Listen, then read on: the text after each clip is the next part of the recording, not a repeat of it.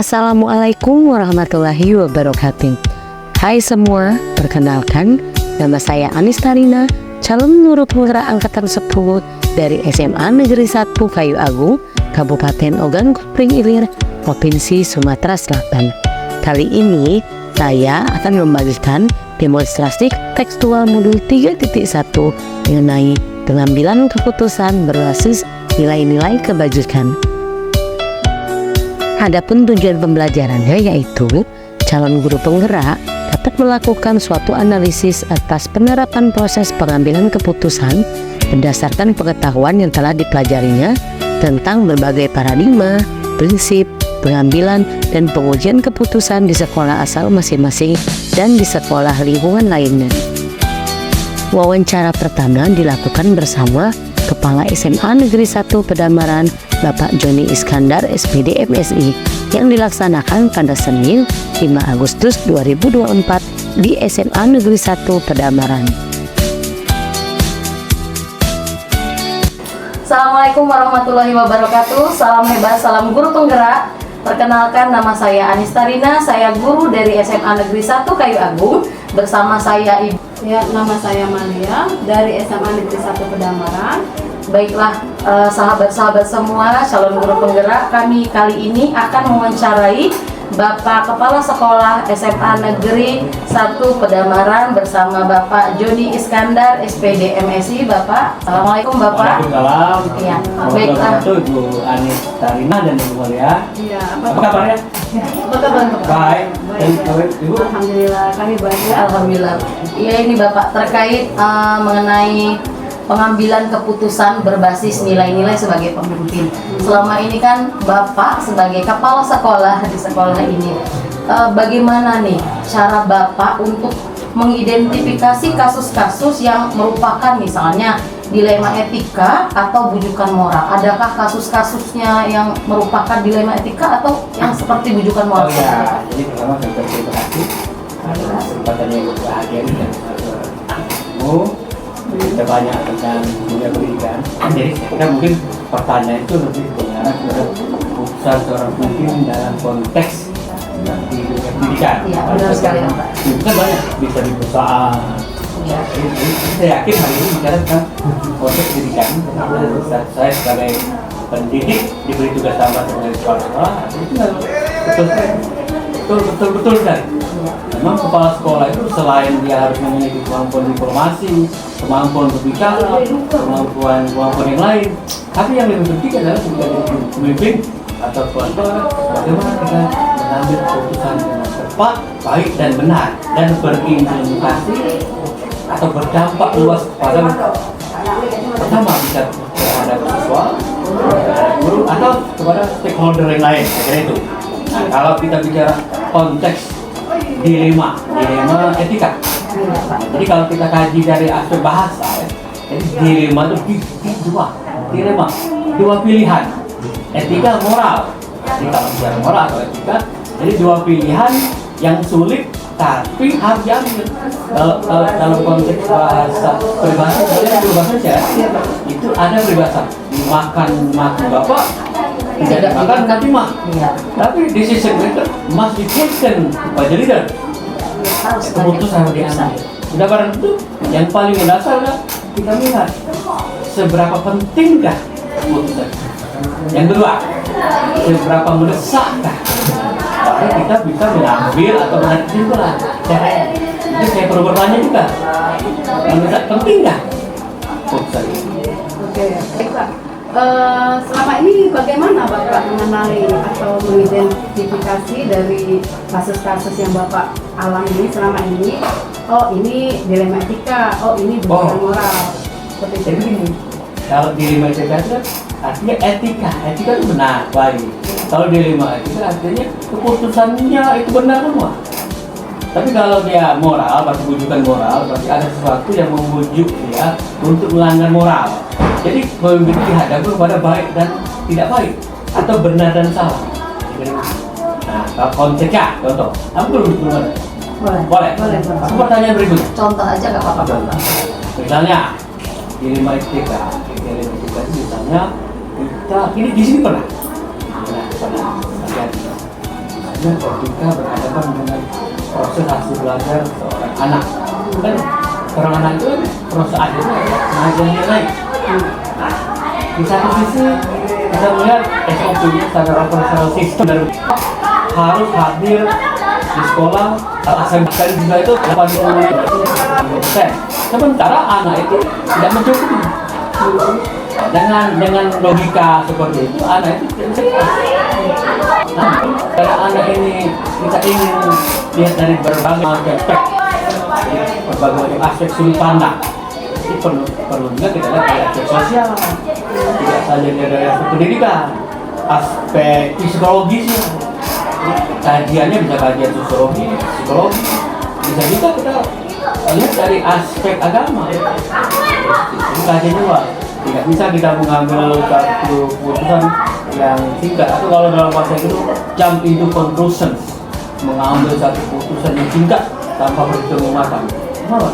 Kita mengkhawatirkan dampak jangka panjang. Boleh jadi dampak pendeknya mereka akan terima, cuma anaknya tidak naik kelas, sebagainya. Tapi apakah kita pernah memikirkan bagaimana masa depan dia?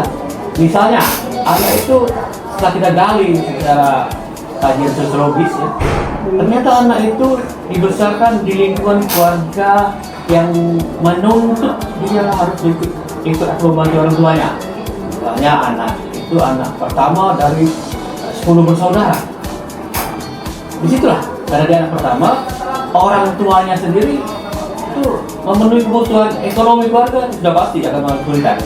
Nah di sinilah kepedulian anak pertama membantu orang tuanya, dan satu ketika dampaknya ada dari terlambat ke sekolah, atau tidak mengerjakan pekerjaan rumah, atau tidak memenuhi kebutuhan hafalan dan tugas sekolah dari gurunya.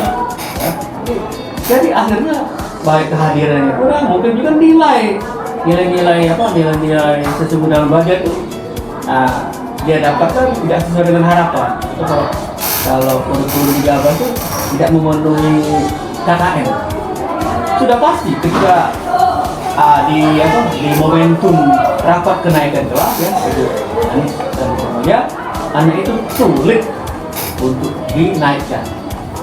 Namun rapat itu kan bukan satu orang, rapat itu adalah kolektif kolegial, artinya masing-masing memaparkan kelebihan dan kekurangan. Jadi ada kajian mendalam. Kenapa? Karena kan berhubungan dengan seorang anak bangsa ke depan.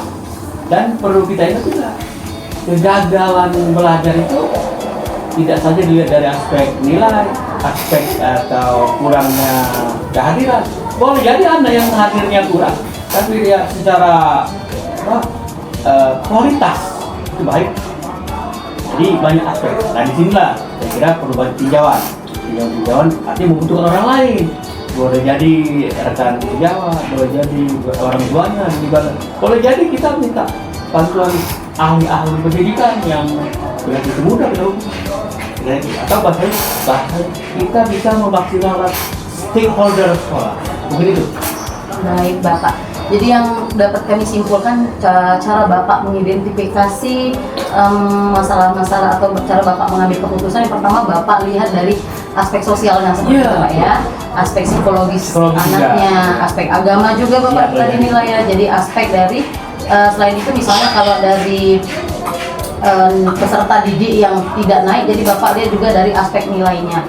Nah selain itu Bapak, dari aspek-aspek tersebut Bapak yang sudah Bapak jalankan, apa langkah-langkah atau prosedur-prosedurnya seperti apa yang biasa Bapak jalankan seperti ini? Jadi pertama kita mengidentifikasi dulu,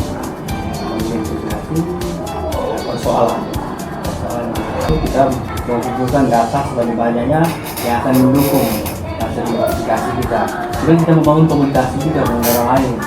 Ini apa? Kalau tidak boleh dari kita sendiri, ya perlu menanyakan dengan guru dekannya, dengan guru bidang studi yang bersangkutan. Kan guru itu kalau 14 mata pelajaran, artinya dia akan menerima 14 mata pelajaran dengan guru yang berbeda-beda. Dan sudah pasti itu guru yang berbeda punya pandangan berdasarkan catatan-catatan yang dilakukan oleh guru selama proses pembelajaran di hari pertama sampai mungkin menjelang ujian atau ujian akhir sekolah. Dan inilah saya kira yang namanya pendekatan secara holistik. Kita butuh banyak tapi agak atau kepala sekolah itu akan banyak mengeluarkan tenaga yang cukup menguras. Kalau 10 yang diadakan yang sama, nah saya kira ini satu challenge. Baik. Seru Bu Malia ya. Saya tertarik sekali dengan cara Bapak mengidentifikasi Ya tadi langkah-langkahnya gitu Bu ya. Dari langkah-langkah yang tadi mengidentifikasi diri, kemudian Mengumpulkan data Iya, gitu Bu ya. betul. berkomunikasi dengan guru-guru lain ya. Bila perlu bertanya dengan teman sejawat, sesama siswa. Oke. Kan lebih fair mereka. Oke Pak, dari langkah-langkah yang Bapak sebutkan tadi, menurut Bapak apa sih yang paling efektif dalam pengambilan keputusan dalam kasus dilema etika ini? Oh iya, jadi Bu Malia, Bu Anis, kalau bicara keputusan, bicara pemimpin ya, Iya Pak. pemimpin itu ada 3 cara mengambil keputusan. Pertama ada pemimpin yang demokratis. Artinya apa? Artinya ketika dia mengambil keputusan, dia berusaha mendapatkan informasi banyak-banyaknya dari berbagai sumber. Kalau dalam konteks sekolah, artinya guru-guru yang ada itu bisa dapat, kemudian sama-sama berbicara dalam kapasitas sebagai peserta apa itu boleh diambil lah suara terbanyak atau kebulatan dalam memahami satu agar solusi yang terbaik. Itu pertama. Pemimpin yang kedua, saya bicara 3 jenis pemimpin. Pemimpin yang kedua adalah yang bertipe laissez-faire. Laissez-faire itu adalah pemimpin yang dia tidak mengambil keputusan. Dia sepenuhnya menyerahkan kepada rekan-rekannya, baik guru atau peserta rapat yang ada. Kemudian disimpulannya dari hasil rembuk bersama itu. Jadi dia hanya merampungkan kesimpulan-kesimpulan. Itu namanya pemimpin yang laissez-faire. Ada satu hal lagi, pemimpin yang otoriter. Dia tidak butuh orang lain. Dia tidak butuh guru. Dia tidak butuh rekan-rekan siswa itu. Dia tidak butuh stakeholder lain. Mengapa? Karena persoalannya mungkin mendesak dan penting. Sedangkan ini kita konteksnya apa? Kalau mendesak dan penting mungkin perlu ada yang berbeda. Atau boleh jadi harus bersikap hal ini tidak boleh mengajak orang lain. Kenapa? Mungkin boleh jadi akan berpengaruh hasil. Jadi, namun 3-tiganya semuanya baik. Tinggal kapan digunakan.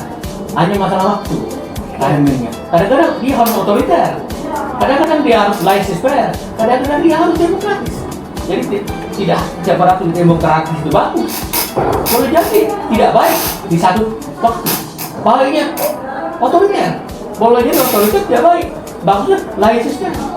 Jadi sesuai dengan konteks dan keadaan gitu.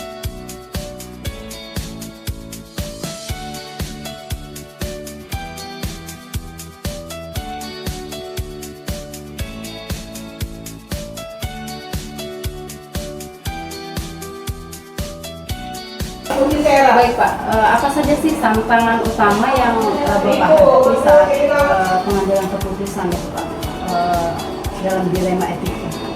Ya, jadi sudah pasti banyak tantangan-tantangannya yang kadang-kadang membuat kita ragu apakah kita bisa menyelesaikan tantangan ini baik. Ya, mungkin boleh jadi kekurangan pengetahuan dan sebagainya. Namun kalau kita menolak tantangan itu, sudah pasti kita akan mengalami kemudahan. Yang paling penting adalah kita yakin bahwa tantangan itu akan membuat kita lebih baik. Tantangan itu akan membuat kita lebih maju. Tantangan itu membuat kita tidak bergerak di tempat yang sama. Tantangan itu membuat kita lebih maju. Itu artinya kalau konsep pendidikan, pengetahuan kita akan berkembang. Ya, kemudian aksi-aksi kita akan bertambah banyak. Mengapa? Karena kita dituntut untuk bergerak. Nah, jadi intinya tantangan itu harus kita yakini merupakan sesuatu yang baik bagi dunia pendidikan khususnya. Oke. Tadi masalah kekurangan pengetahuan ya Pak ya tadi. Iya, betul. biasanya ya kan yang Bapak alami itu kalau kasus dilema etika itu kan menghadapi sesuatu yang misalnya kasus yang benar, ya dua kepentingan ya yang sama-sama benar, ya yang sama-sama benar kan. Ketika Bapak harus memilih yang mana sih yang mau diambil seperti itu dari dua kepentingan tadi, itu biasanya itu tentang apa sih yang Bapak rasakan? Misalnya yang sering terjadi Iya. itu menghadapi siswa yang bermasalah. Ya, di dalam proses KBM itu kan siswa itu wajib hadir 85% per semester, per tahun.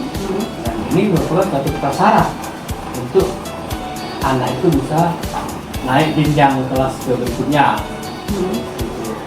Sementara itu tidak terpenuhi. Kalau kita lihat anak itu secara dari satu sisi, ya hanya kehadiran, dan mungkin boleh jadi juga nilainya kurang, sudah pasti anak itu naik kelas. Karena yang kita hadapi ini bukan robot, bukan benda mati, tapi manusia. Manusia itu kan fleksibel. Manusia itu kadang-kadang maju, kadang-kadang mundur, kadang tetap. Karena manusia punya hati dan perasaan. Perasaannya itu menentukan apakah dia harus ke sekolah atau tidak. Kenapa? Boleh jadi itu adalah akumulasi daripada aktivitas kehidupannya di rumah. Kan kalau kita bicara konteks pendidikan itu ada tiga sentrum pendidikan. Pertama, sentrumnya warga. Yang kedua, sekolah. Yang ketiga, masyarakat. Jadi sekolah itu hanya salah satu. Yang pertama, rumah tangga atau keluarga. Jadi boleh jadi anak itu memang dituntut sebagai pembantu atau penopang kebutuhan keluarga. Jadi dia harus bekerja untuk orang tuanya. Kalau tidak mau orang tuanya, mungkin adik-adiknya disamakan. Kebetulan dia punya saudara banyak. Makanya ya saudara banyak, artinya butuh dana ya.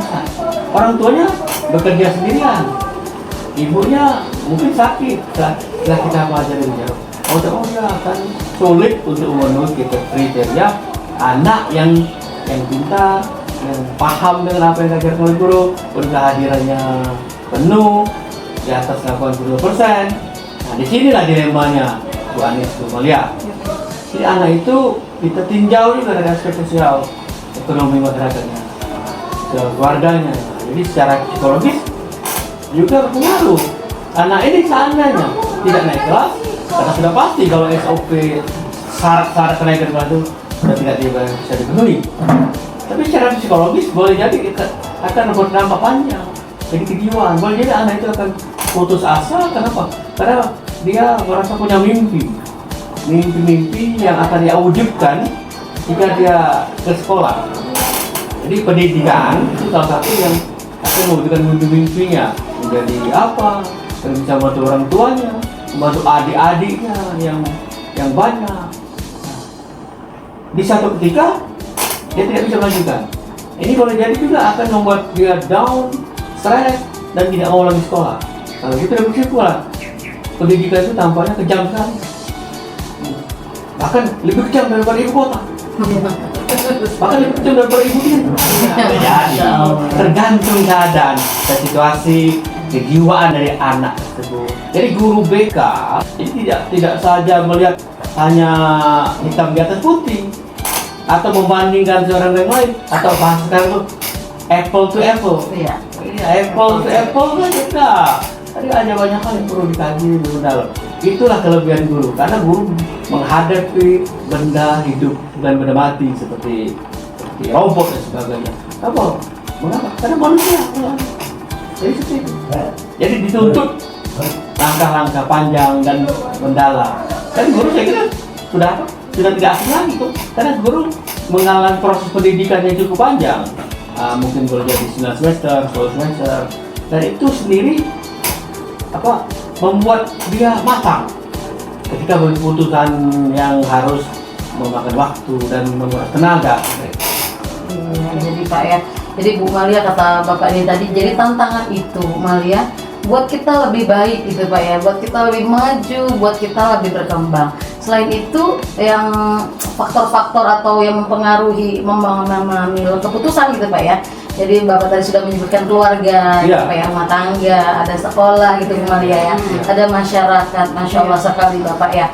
Nah Itu tadi ada unsur belas kasihannya ya.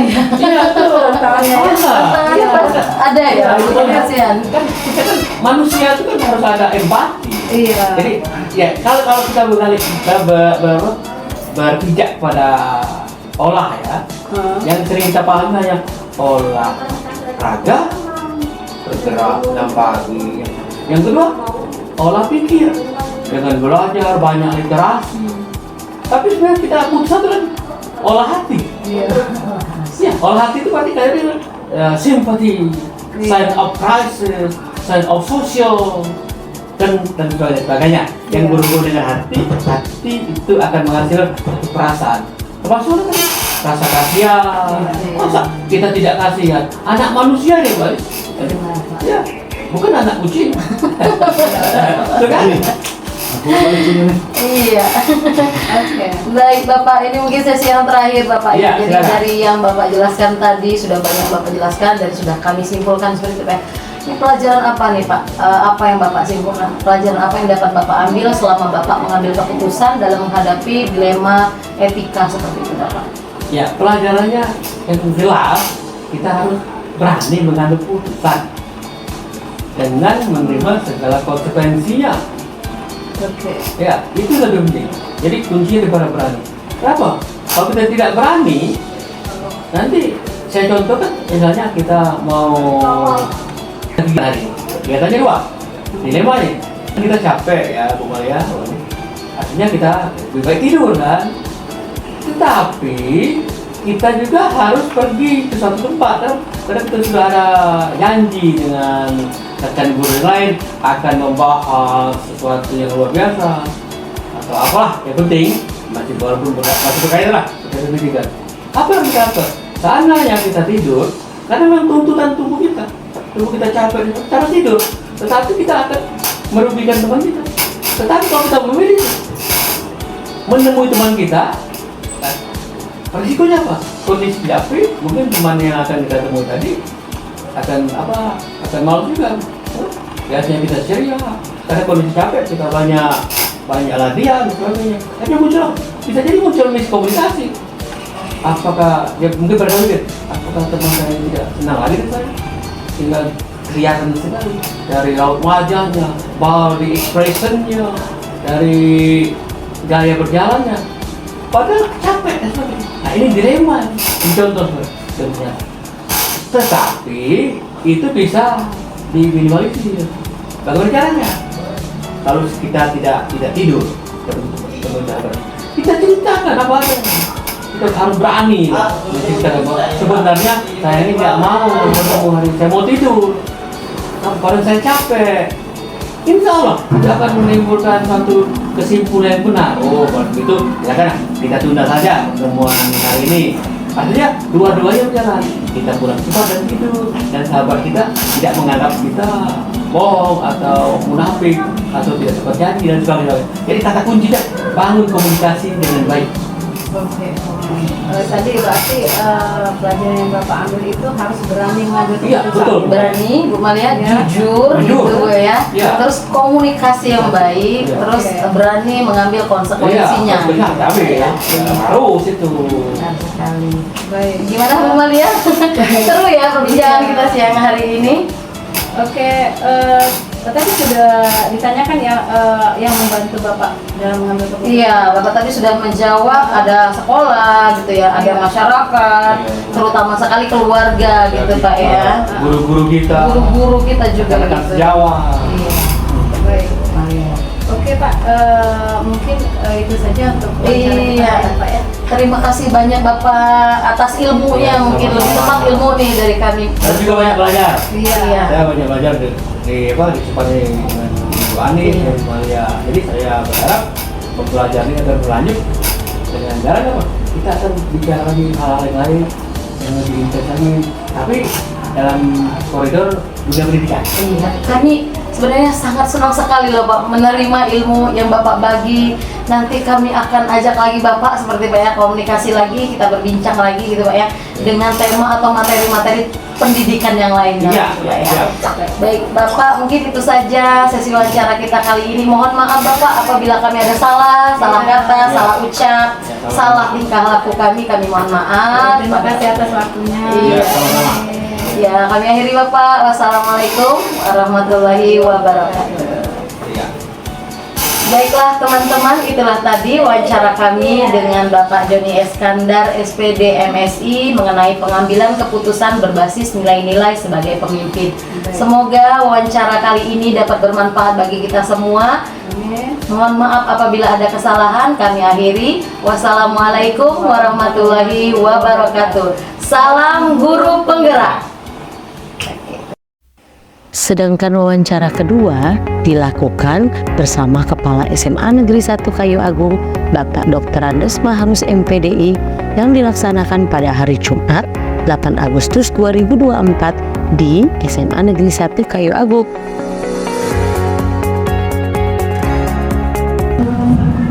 Assalamualaikum warahmatullahi wabarakatuh. Hai sahabat-sahabat semua, apa kabarnya hari ini? Kali ini saya Anis Tarina, guru dari SMA Negeri 1 Kayu Agung bersama teman saya. Nama saya Maria dari SMA Negeri 1 Kedamaran dan Saya Wahyudi dari SMP Negeri 6 Kayu Agung. Ya, kali ini kami akan mewawancarai Kepala Sekolah SMA Negeri 1 Kayu Agung bersama Bapak Dr. Andes Maharus MPDI. Kali ini kami akan mewawancarai mengenai pengambilan keputusan berbasis nilai-nilai sebagai pemimpin. Baik Pak Maharus, apa kabar Pak Maharus hari ini? Ya, luar biasa baik. Iya, alhamdulillah Pak ya. Kita sudah dapat silaturahmi lagi gitu Ya. Pak. Jadi kami Terima kasih. calon guru penggerak ini ingin bagaimana sih cara memimpin seorang pemimpin Bapak di sekolah ini. Yang pertama mungkin Pak Wahidi silahkan deh Pak. Baik, izin Pak Mahrus sebelumnya, selama ini Pak kira-kira bagaimana Bapak dapat mengidentifikasi kasus-kasus yang merupakan dilema etika atau kedudukan moral Pak? Terima kasih ya. Jadi masalah yang timbul kadang-kadang di luar dugaan kita.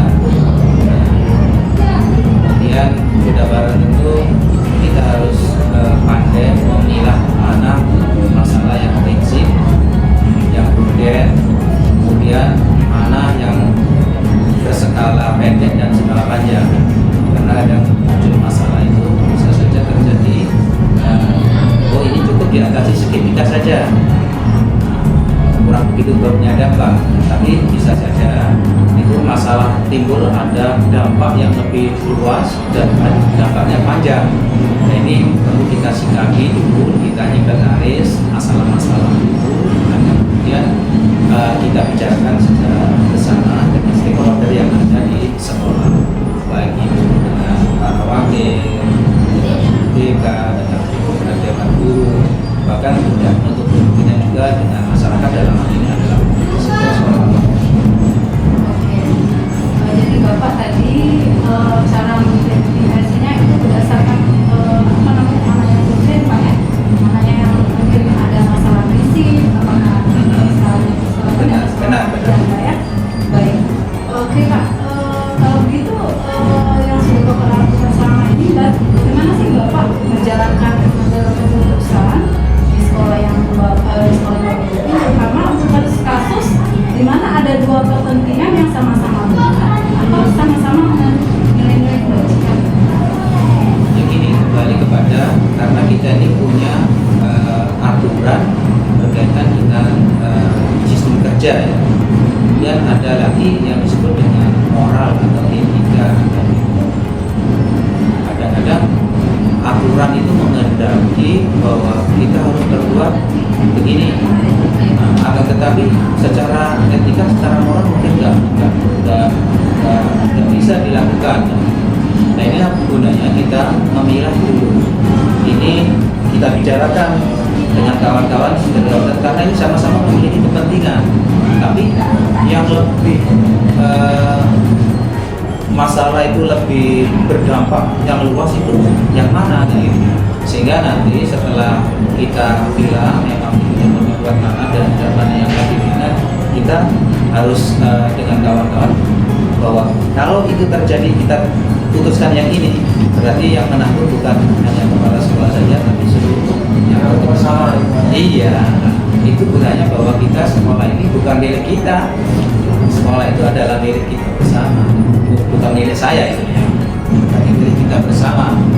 Yang ada itu makanya pengambil keputusan memang ada di kepala sekolah, tetapi yang mendukung ini akhirnya juga bukan dari kepala sekolah, sehingga nanti apa yang kita lakukan didukung oleh semua stakeholder yang ada di sekolah.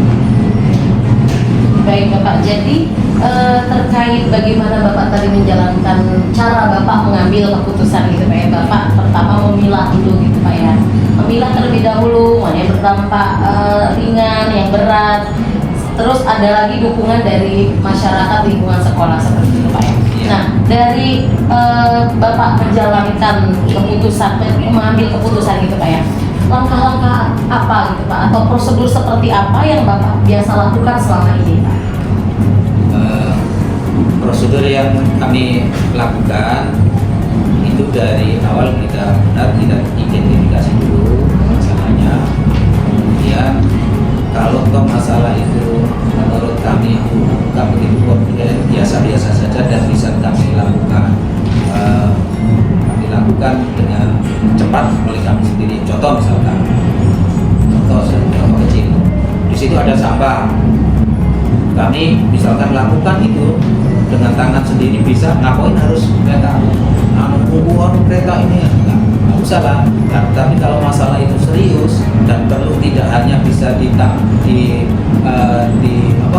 dilakukan oleh kepala sekolah, ya kita perlu mengajak dulu dengan kawan-kawan yang lain, misalkan dengan beban yang berat, masalah yang berat yang sudah tentu harus banyak yang harus diajak berpikir sehingga nanti tidak terjadi sebuah penyesalan. Tapi kalau masalah-masalah yang ringan, itu saya kata tadi, sampah itu adalah masalah, tapi dengan jumlah yang sedikit itu, tapi kalau setumpuk, nggak mungkin kepala sekolah untuk mengangkatnya sendiri kan? Nah, itu mungkin yang bicarakan dengan yang lain. Setelah masuk ada pembantu, tugas kebersihan, kemudian juga di sini di sekolah itu ada istilah sapu tukang, itu guru-guru tidak ajak mereka berbicara. Iya.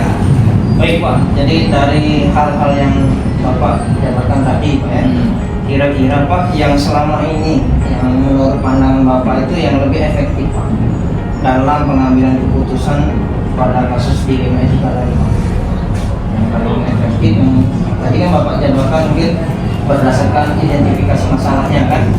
Nah, pasti Bapak punya trik sendiri nih, kira-kira tadi ini bisa diselesaikan secara cepat.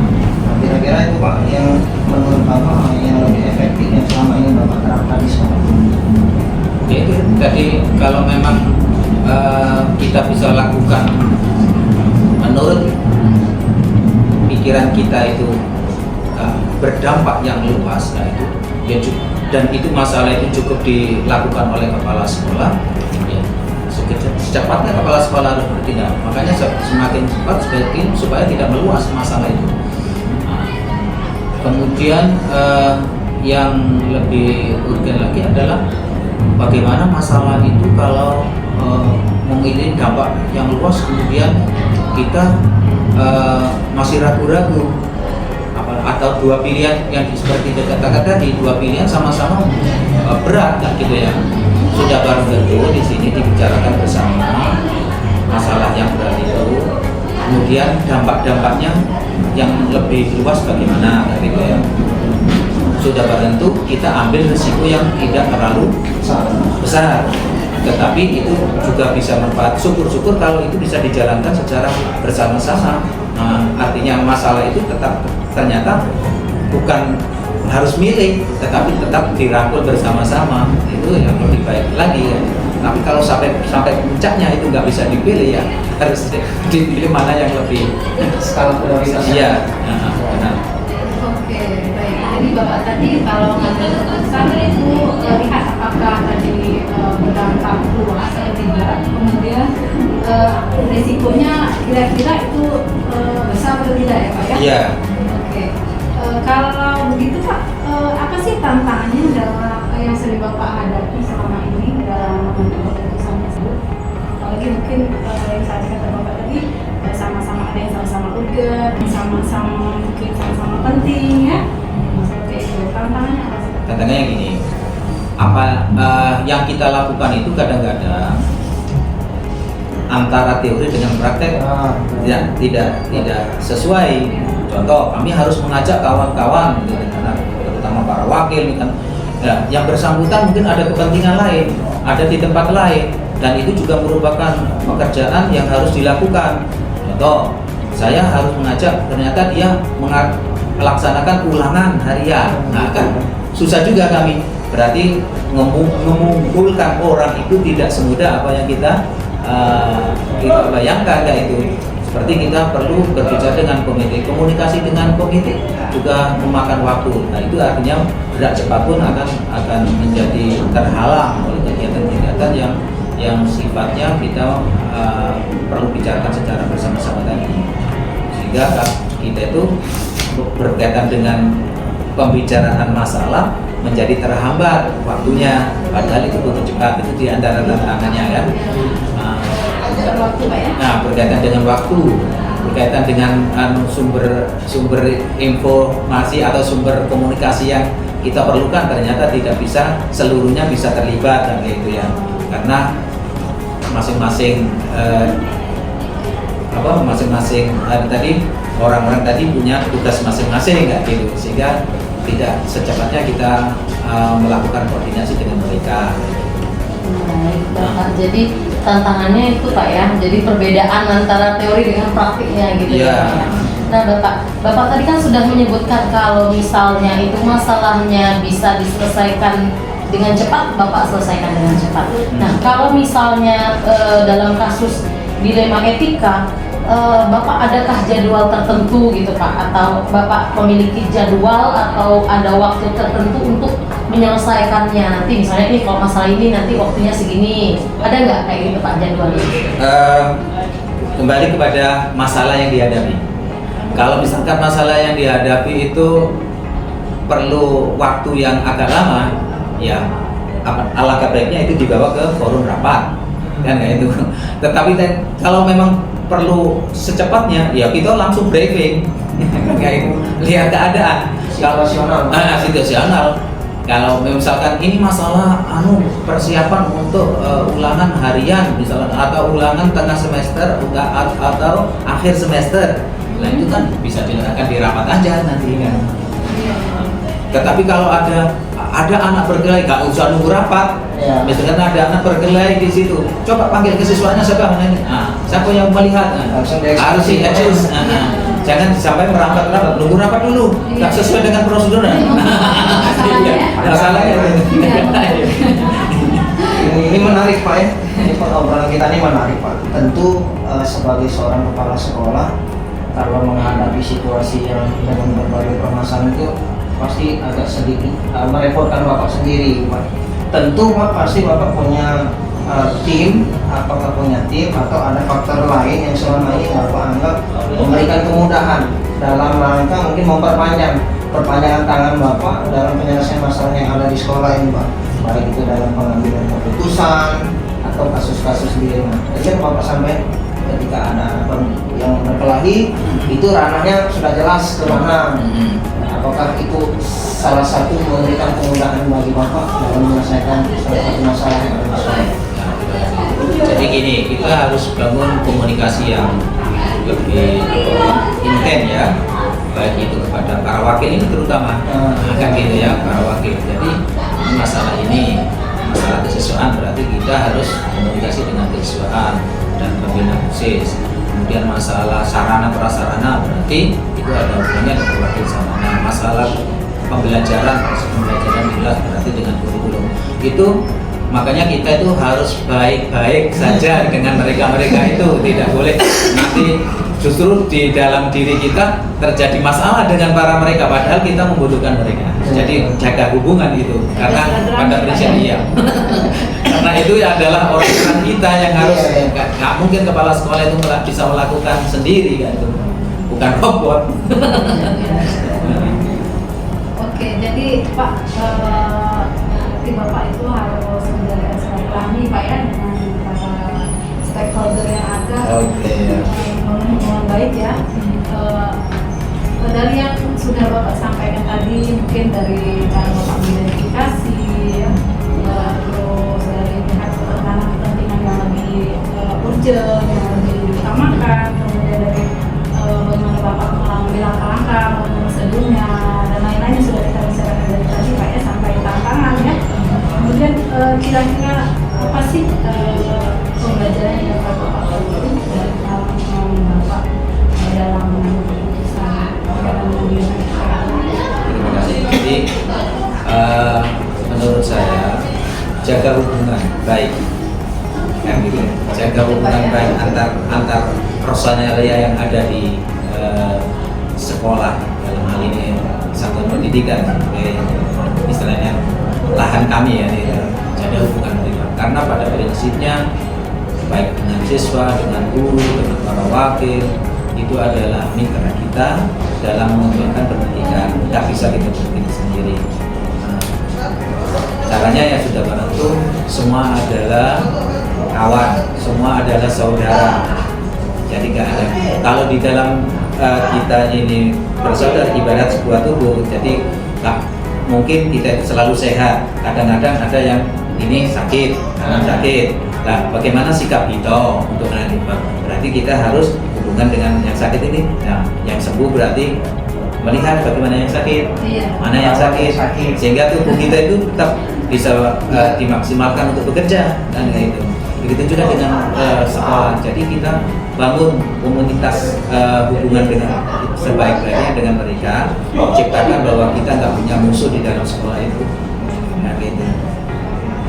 Kalau semuanya itu membela kita, insya Allah ya kemajuan itu akan bisa kita raih gitu ya. Terasa lebih ringan. Iya, sudah barang tentu itu ringan. Ya, sudah barang itu ringan. Jadi jangan dipaksa telinga itu untuk melihat.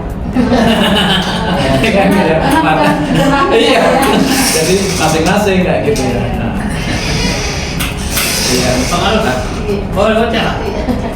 Baik Bapak, mungkin itu saja Bapak Ibu ya sesi terakhir kita Bapak. Terima kasih Bapak Terima kasih atas kembali ya, mohon ini maaf. pembelajaran kita Pak ya. Nanti insya Allah kami ini akan menjadi pemimpin nih, pemimpin diri kami Bapak, pemimpin calon pemimpin sekolah. ya, pemimpin di kelas atau pemimpin pembelajaran atau minimal pemimpin diri sendiri gitu ya Pak ya. Mohon maaf Bapak atas mungkin ada salah kata yang kami ucapkan. Kami akhiri wassalamualaikum warahmatullahi wabarakatuh. Waalaikumsalam. Baiklah teman-teman, itulah tadi wawancara kami dengan Kepala Sekolah SMA Negeri 1 Kayu Agung. Semoga apa yang kami sampaikan dan apa yang Bapak Mahrus sampaikan ini dapat bermanfaat bagi kita semua. Dan kami akhiri wassalamualaikum warahmatullahi wabarakatuh. Salam guru penggerak.